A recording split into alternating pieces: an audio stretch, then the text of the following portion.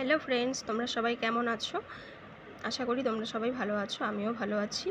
এখানে আমি 6 পিস ইলিশ মাছ নিয়ে নিয়েছিলাম। মাছগুলো নুন হলুদ দিয়ে আগের থেকে মেখে রেখেছিলাম ধুয়ে। এরপর গরম তেলে মাছগুলো এক এক করে দিয়ে হালকা ভেজে নেব। ইলিশ মাছ খুব বেশি ভাজলে ভালো লাগে না খেতে, তাই হালকা করে ভেজে নিচ্ছি। আবার কাঁচাও খেতে পারি না।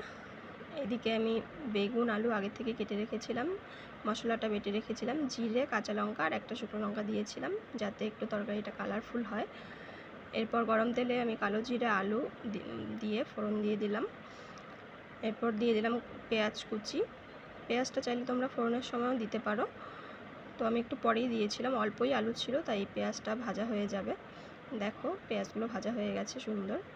এরপর দিয়ে দিলাম মশলাটা ভালো করে মিশিয়ে নিতে হবে।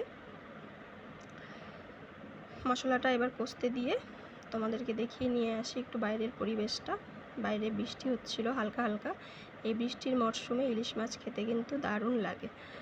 এরপর দিয়ে দিলাম বেগুনগুলো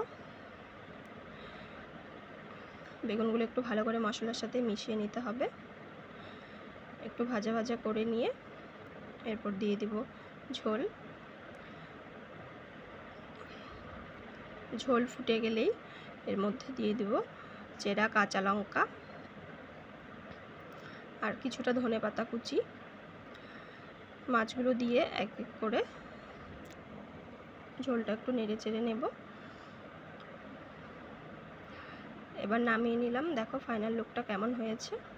দেখতে কিন্তু দারুণ হয়েছিল, খেতেও দারুণ হয়েছে। তোমরা ভালো থাকবে, সুস্থ থাকবে, টাটা।